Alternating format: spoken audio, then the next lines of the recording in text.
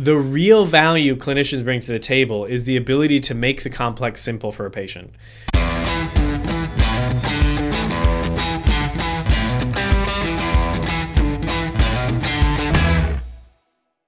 Hey everybody, welcome to another episode of the Better Outcomes Show. I'm your host, Rafi Salazar, and this week we're diving into what we're going to call the future of healthcare. I know that's super chintzy, but really I want to talk about RTM, or Remote Therapeutic Monitoring, remote patient monitoring, and the like. And basically what we're going to talk about, and my contention here, is that RTM, specifically in the allied health space, isn't some kind of billing add-on. It's not some sort of revenue driver or revenue diversification system. It's not a way to quote-unquote make up for declining reimbursement. What RTM is, it's the future of care delivery because it pushes us more towards hybrid care. I've been talking about this for years. Back in 2017-ish, when we were doing early telehealth and virtual service delivery, even before that in 2013 when I was doing it for the Department of Veterans Affairs, the idea of moving patients from this in-person only track or digital only track to just using the right care or delivering the right type of service to the right patient at the right time is really the goal of any service industry, and healthcare is just another one of those service industries, right? So what we're going to talk about here, I'm going to talk a little bit about kind of the big picture, the shift that we've seen in healthcare towards hybrid healthcare systems or hybrid care models of delivery. Talk a little bit about some of my experience doing this for large healthcare organizations, small healthcare organizations, the idea between moving from virtual only, in-person only, like these tracks, these siloed tracks, if you would, more towards a almost picking up the right tool in the toolbox. I know I'm going to use that analogy a lot because I feel like it's very applicable. We'll talk a little bit about patient expectations and how those have changed across the healthcare landscape.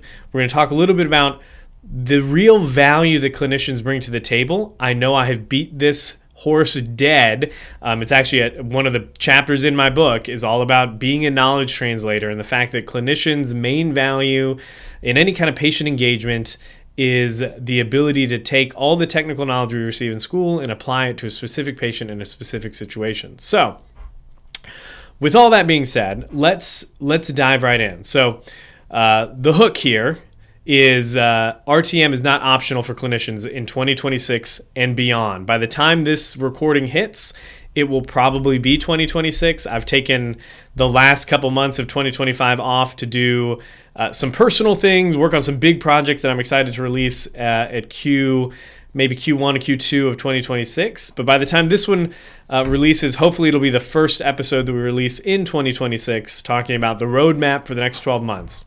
So, back to that original statement. Remote therapeutic monitoring is not an optional perk anymore for clinicians to quote-unquote drive revenue or even use it as a marketing gimmick. I know you've seen this before. Oh, we use RTM and we use telehealth, and they say that to the clinicians, and clinics will use that when they're communicating with referral sources or potential patients, and it's more of like the bait, the loss leader, if you would, to get them into the clinic, and it's not really part of the infrastructure of care. So most people in the healthcare space talking about RTM, driving RTM, pushing it out into the marketplace are really tackling it from one of these two angles, and it's wrong, straight up. They're either using it as a revenue driver, quote unquote, this is going to drive revenue for your business. This will help offset the reimbursement declines that we're seeing from all these different payers. It's going to help you just add more to the bottom line, increase the value for each plan of care, et cetera, et cetera. And while some of that might be true, it's not the main benefit. It's not the main purpose even of RTM. The other aspect that I mentioned is that people get into this idea of thinking of It positions us as a clinic as being innovative if we're using telehealth and RTM, and we can send you secure messages and this, that, and the other, and you can go quote unquote access, and maybe we can sell a higher level of access for some of this stuff, which is probably a good revenue model down the line. But it's really positioned as a marketing gimmick. This is something that differentiates us from the competition, right? There's a lot of big box, let's take physical therapy here. There's a lot of big box physical therapy clinics in this area. We're the only one that does telehealth or remote therapeutic monitoring or something like that. Get access to your clinician right away. And those two tracks really miss the main value, the main point of RTM in general within the context of, we're going to talk allied health here. This also applies to some to primary care, to some specialty care, but the majority of people that listen to this podcast, the majority of people that I talk with, are running allied healthcare clinics, right? Physical therapy clinics, occupational therapy clinics, chiro clinics, all that kind of stuff. So the big dangerous mindset you want to avoid here is treating remote therapeutic monitoring, or RTM, like a side hustle instead of part of an integrated part of a care model, the care model of your practice in the future. Really what the practice should be right now, but we're just saying in 2026, you're going to get to where healthcare is going, right? We're going to get ahead of this curve. We're going to be on the cutting edge, the forefront of care delivery, and that involves reworking the infrastructure at our organizations, within our process of care, within our workflows, to incorporate hybrid care models. So the big picture here, the shift is from this whole, you have to be in the clinic all the time, that's how you get services, or fully digital, to now more of, we're going to give you what you need when you need it. More of a consumer-driven model of, if you would, of healthcare. Now, we've been talking about this for years from a standpoint of, we're going to call it buyer sentiment, but it's really just customers or patients. I prefer the term patients because I feel like that it's more vocational, gives you a little bit more of the relational aspect of care. However, from a business standpoint, patients are customers, and they're customers in operating in the environment and in the economy of 2025, 2026, 2027, and beyond, which means what? It means almost in every other area of their life, if they want something, they can pick up their phone and get it. You know, if they need a ride to the airport, they can call an Uber. If they want food delivered, they can use DoorDash. If they want to pick up their groceries, they can order them online and go drive and pick them up. Or they can take the option of walking through the store, right? They have all of these options available to them now, and not necessarily that they might only choose one or only choose the other, but they like having the option for convenience, right? Healthcare, for the vast majority of the first part of the 21st century here, has really been stuck in this in-person brick and mortar model, where if you wanted healthcare services, you would call the physician. Maybe they might be able to give you some advice or give you a piece of information to try something at home. And if that doesn't work, come into the clinic. But for the most part, if you wanted healthcare services, you had to go physically to the organization, to the clinic, to your provider, sit in their waiting room, sit in the office, wait to be seen, receive whatever service it was, and then go home. And back in, I've talked about this early on in my career as an occupational therapist. This is 12, 13 years ago now, in 2012, 2013, when I was at the Department of Veterans Affairs. We just didn't have that option of seeing everybody on site, primarily because of the way the VA is set up. So if you're not familiar with the way the VA is set up, everything's kind of broken into these, they're called VISNs, which I think is like Veteran Integrated Service Network or something like that. And I was in Georgia. So in Georgia, we had 3 big VA hospitals. They're kind of spread throughout the state. And then we had a few CBOCs attached to each hospital, which were community-based outpatient centers. Now, community-based outpatient centers, the CBOCs, had like primary care. They had labs. Some of them might have had a PT or an OT. Almost none of them had things like neurology or orthopedics or any of the specialties. So what would end up happening is we would have, like in one VA hospital, you'd have this geographic region where you might have had a CBOC here and there, but you'd still be covering a big swath of the state, which meant you couldn't always get patients that lived 2-3 hours away, for example, to drive 2 or 3 hours in for a 1 hour appointment. It just didn't make a whole lot of sense. Even if you had the time to do it and the space to do it, the VA serves a ton of people spread across a wide geographic region, and just logistically, it's very difficult to coordinate care and schedules and this, that, and the other. So back in the day, when it came to things like mobility assessments or wheelchair evaluations, things like that, where the patient themselves might have been physically unable to make the trip all the way down to, I was in the Augusta VA in Augusta, Georgia. They couldn't make the 3.5-hour trip into Augusta to go get a 30-minute wheelchair evaluation, so we could update their wheelchair. We could get, whatever support, lateral supports, or additions or pieces onto their wheelchair, or order them a new wheelchair entirely. So what we ended up doing was, it was telehealth, right? We would have them drive maybe an hour into their local CBOC. We would telehealth in via their secured monstrosity of a platform. It was not as easy as some of these new telehealth platforms that are out there now. And sometimes we would send a rep, a mobility rep, to that CBOC, and we would walk them through the measurements. We'd walk them through an assessment, mobility assessment. We would hammer out with maybe the patient and their caregiver or spouse or partner and the rep the best wheelchair that we could get, or the best modifications to that wheelchair that we needed to make. And then the patient would go home, and we would type our notes, 100 miles away or whatever, a couple hundred miles away in Augusta. We'd type up the notes. We'd put in the order. The veteran would receive their new wheelchair, or the pieces for the parts for their wheelchair, and a rep would come in and put it in for them. And then we do another telehealth follow-up to make sure everything went well.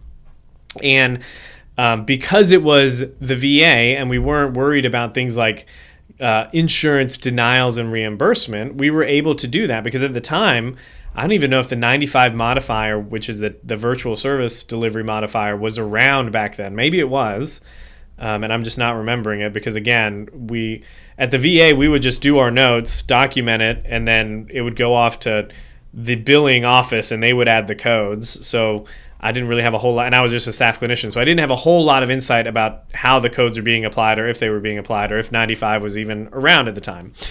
But that's the way we did it, and it just made sense because we had patients, like I said, from all over the place. What would have been even better is, and they did start rolling this around the time that I was a clinic lead and was getting ready to leave the VA, was this idea of, I think it was called My Health a Vet, but there was like secure messages where a veteran could message their clinician if they were established with that practice or whatever, with that department, and say, hey, whatever, I have a question about this exercise, I have a question about this, or my shoulder pain, or this, that, and the other. And it was totally asynchronous. But it counted from a utilization standpoint for our clinicians. It counted as patient care time because you were providing knowledge, you were educating patients over that secure message, and you were able to hopefully bypass them needing to come all the way in to Augusta in some cases, because the VA pays for travel and pays for accommodations and all of that if you end up being so far away. So it was a cost-saving measure, but it was also like a continuum of care measure too. If a patient came in and saw me on a Monday and I knew they lived 3 hours away, so they weren't going to come in for 2 weeks, and they had an issue on Wednesday, they could shoot me a message and I could respond typically within a day or so and get the patient the information they needed, and hopefully bypass them having to make an additional visit into Augusta, which was great. But that was all within the VA sphere, right? I went out in 2017 to do healthcare consulting, and because my wife likes to joke that a healthcare consultant is always somebody in between jobs, I needed a quote-unquote backup or a side thing. So I was consulting a few days a week, and that was driving most of the revenue for the business. But then I wanted to keep my hand in patient care, so I ended up contracting with a small private practice here in the city, And I remember the first time I did an eval with a patient, and I just said something like, okay, well, let me check with the front desk and see what kind of, how you can get set up on secure messaging or doing a telehealth if something comes up between now and your next visit or something like that. And they looked at me like, we can't bill for that. We don't know how to do that. We've never done that before. And this was 2017. And I was like, oh wow, this is not something that we're doing in the greater landscape of healthcare, which made no sense to me because we were able to do it at the VA, and we were already moving into this stage of video conferencing, of the technology just being in a place where it was more feasible. So that's a long way of saying healthcare has been kind of slow to adopt some of these models. Part of it has been regulatory, and billing is a big one in the private sector. How do we bill for it? How do we get paid for it? Fee for service and all of that, right? Are we billing these timed codes for it? Is it a global service? Like the move towards value-based care is going to help with some of this, I'm sure. But at the time, it was all tied to revenue and money, and then there is the licensing and the regulatory piece too. And we did an episode on that before about should state licensing go away, because it's one of the big hangups with state licensure is that it is blocking some of these innovations, right? You can't do a telehealth appointment with a patient across the country unless you pull a license to practice in that state, which doesn't make any sense, but that's the way it is currently.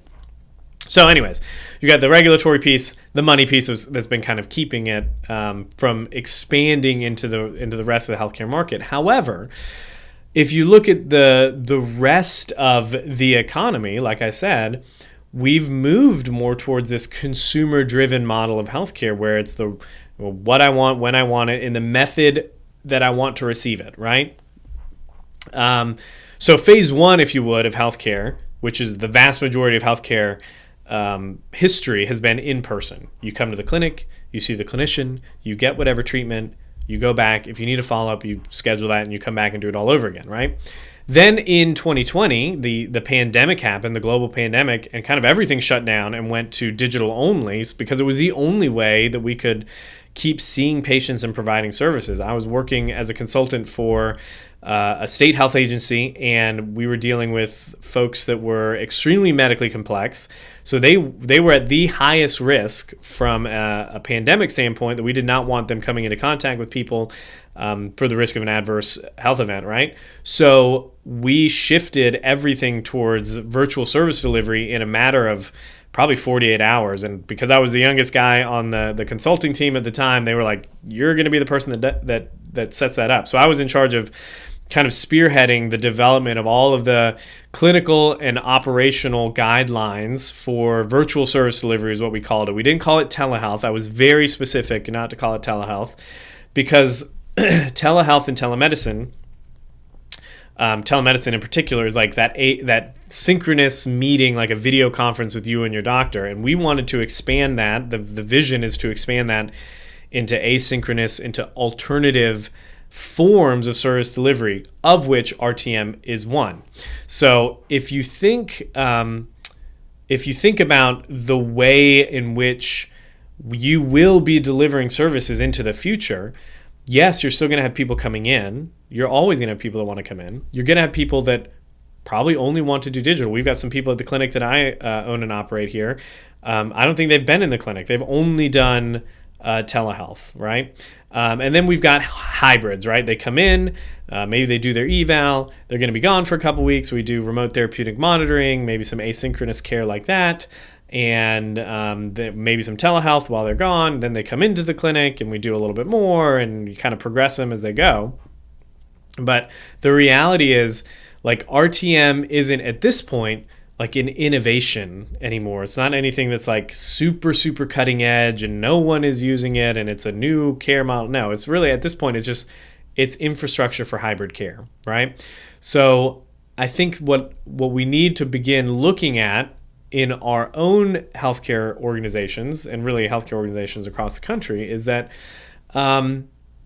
it's not so much about implementing something new, so much as incorporating pieces of infrastructure, software, platforms, etc., that move us more towards a hybrid model of care where the patient can receive care in the clinic.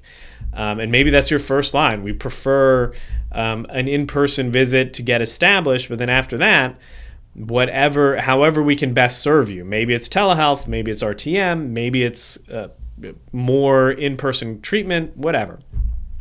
But hybrid care already exists informally, right? You've got text, emails, unscheduled calls. You've got some places are using things like Spruce and other patient care secure messaging apps.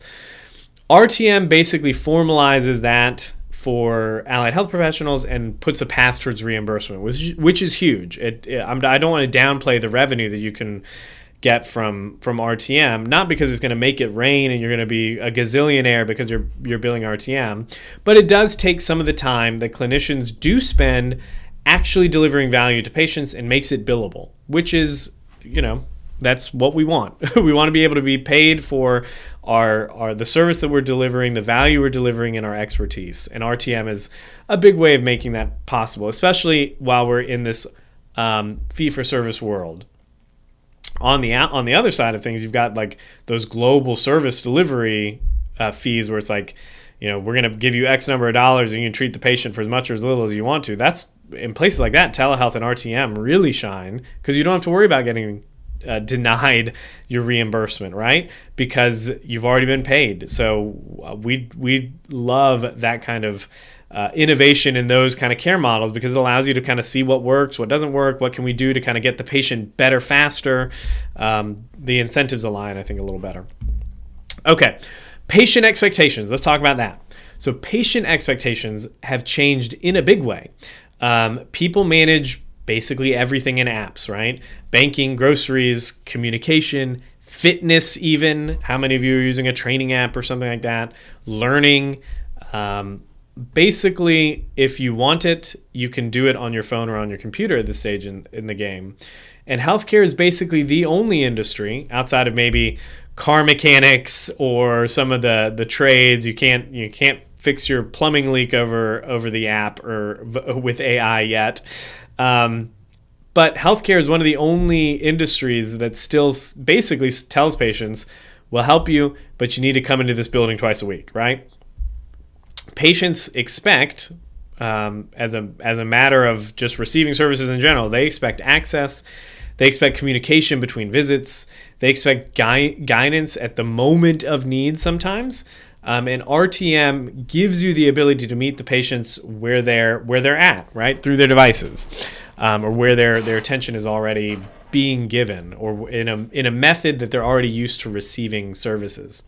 So nobody wants to wait anyways until their next appointment when they have a question about pain or an exercise or whatever. That's why for years we were always getting calls. I remember being a clinician and getting a call at least a couple times a day. Mr. Smith or Miss Susie or whatever has a question. They were doing this exercise and it hurts. Should they keep doing it? Or they did this movement and they felt this twinge on the other side of the arm. Like what should they do? And you're as a clinician, you're helping, you're providing care, you're providing that knowledge. So you're stopping what you're doing. You're taking the time to talk with Mr. Smith or Miss Susie or whoever it is about whatever concern they have. And for a long time, a majority of my career, that time was just dead time. It was unbillable time. You weren't able to capture the service you were delivering or the value you were creating. So even from beyond a monetary standpoint, because I do think that, and I tell this to clinicians all the time, like it's imperative that you document appropriately using the right codes, not because they bill higher, not because you get more money for each treatment and you can increase your lifetime value by X. The reason that we want to document appropriately and accurately is because most major payers, CMS and Medicare included, look at the codes that are being billed to make determinations of value, right? That's why, and I tell this to students when I teach at the university or when they come through the clinic or when we're training a new therapist or something like that here. And if you look at the reimbursement levels of certain codes, in a sense, you're seeing what the payers are valuing higher. That's why evals pay more than, therapeutic activities, which pays more than therapeutic exercise or something like that, right? There's a hierarchy of value. And part of that has come from payers looking at data of all of the bills that are, their charges that are being submitted across the country in some cases, across various demographics, and making determinations about what is most valuable. And I mean, obviously there's a cost-cutting measure, right? Everybody bills this, bills this code, so we're going to try to cut our costs. There's some of that going on, but for the most part, a lot of it has to do with what is the most valuable thing. And if you look at what is being reimbursed at the higher level, we'll get into knowledge translation later, but that's what is being valued by payers. The other piece of that is you've got competing interests, if you would, especially in a fee-for-service model. Not so much in a value-based care. There's still some things going on there with some value-based payment models, but especially in a fee-for-service model, you've got clinicians and providers that are incentivized to do as little as they can to bill as high as possible. And I'm going to stop right here because I'm getting a call right now. All right. Sorry, I am back. Had a call come in that I had to address. So anyways, what were we talking about? Competing interests and these clinicians that are incentivized to bill the least or do the least amount of work and maximize billable revenue, right? And then you've got payers that are incentivized to basically preserve their margin, right? So the only levers that they have to pull are to decrease the amount they pay for each service or to deny the types of services altogether, right? Or limit the amount of services that they actually pay for. So you've got this incentive going on where you have this tension, this push and pull between payers and providers, and then the patients have their own expectations about how they want to receive services. So in the midst of this whole debate, if you would, or this policy exchange and formulation between regulators and payers and providers, patients are in there saying, we want to be seen this way, or we want to receive services this way. This is more valuable to us. And for a long time in healthcare, the insurance companies, the third-party payers, were paying the majority of healthcare costs. So they were able to set a whole lot more.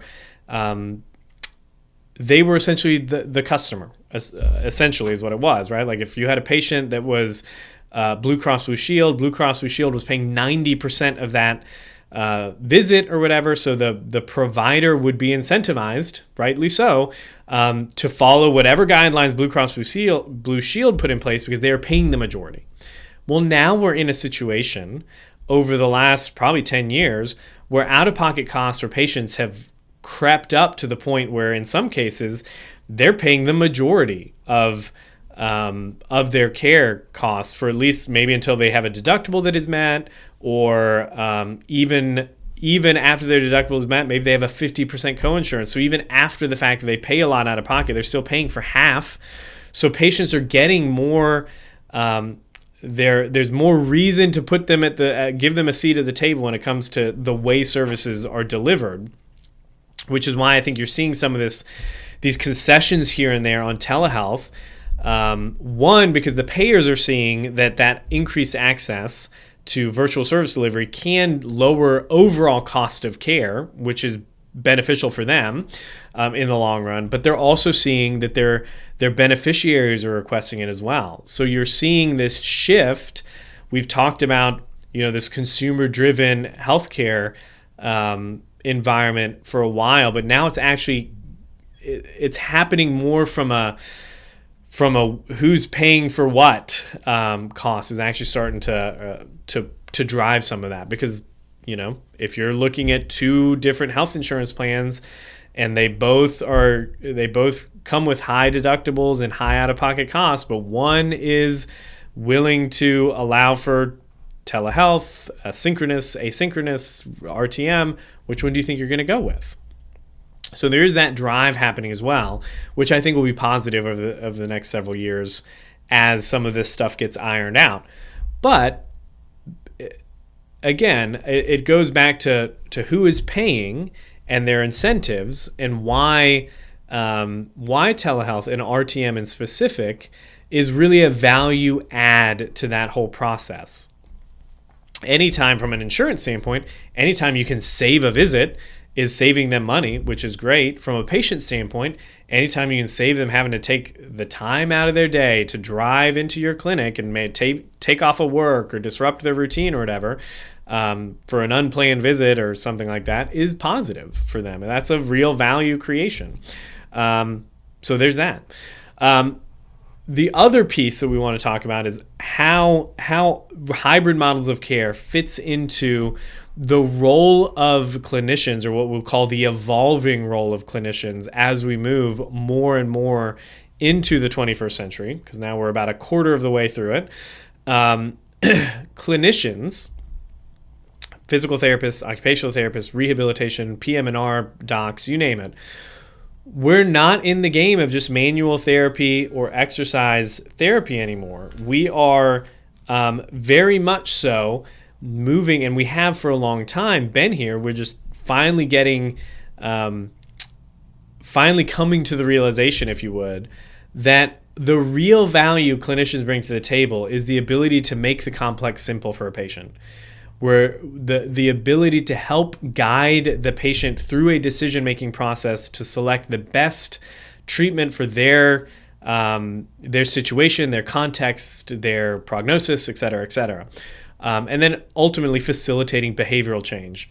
It's not so much I think I talked about this a little bit in the book, Better Outcomes, A Guide to Humanizing Healthcare. I definitely have an old article written on it that I think I wrote in 2018 or 2019 that was all about facilitating behavioral change, and how primary care, some specialty clinics, allied health in particular, the real value that we have, the real game that we're in, if you would, is the behavior change game. We're helping facilitate healthy lifestyle habits and behaviors, whether that be to adhere to a treatment program, a treatment protocol for a specific disorder or condition, or if you're on the fitness side of things, the nutrition side of things, healthy living pattern and sleep routines and all of that.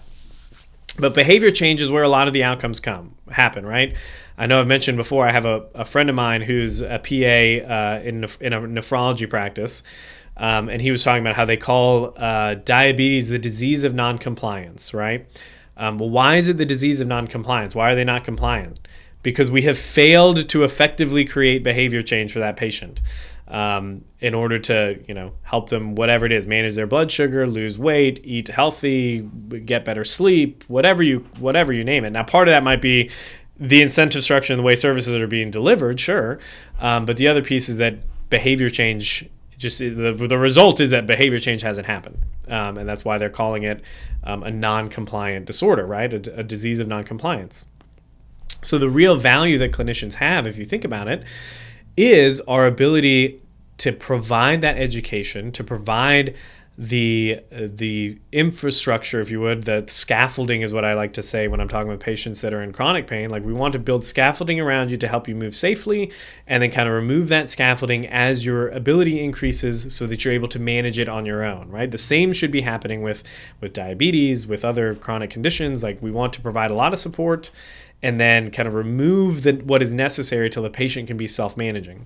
RTM can be a huge component of that, because instead of waiting for an appointment to come in, you can handle it over a text message, handle it over a secure message.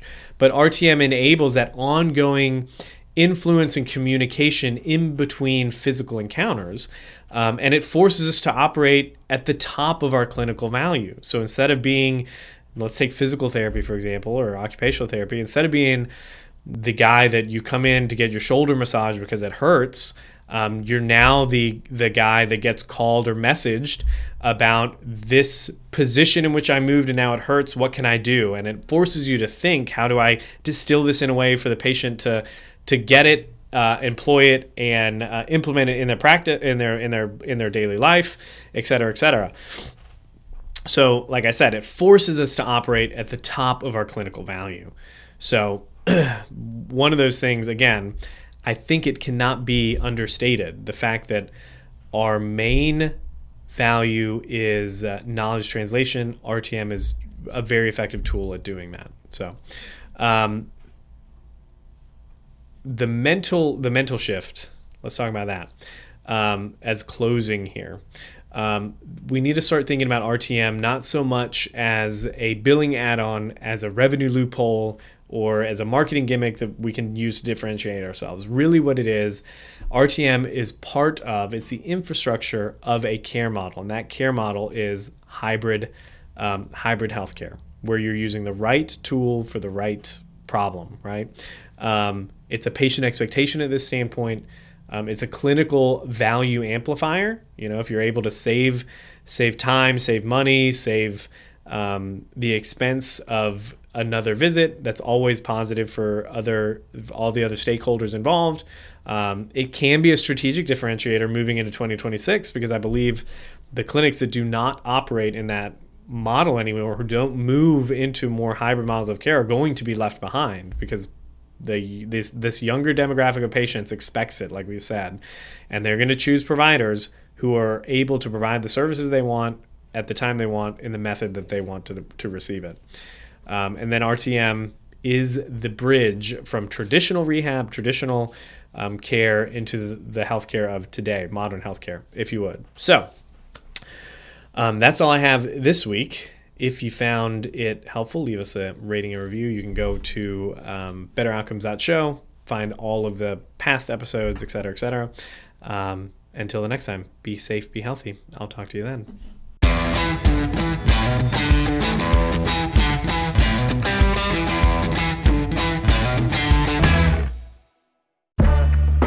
Thanks for listening to another episode of the Better Outcomes Show with Rafi Salazar. This episode was brought to you by Strata PT. Strata PT is a single EMR platform and revenue cycle management service for physical, occupational, and speech therapy practices that helps you achieve a 99.99% reimbursement rate. If you'd like to learn more about Strata PT and see how their EMR and RCM works, head over to stratapt.com to book a demo.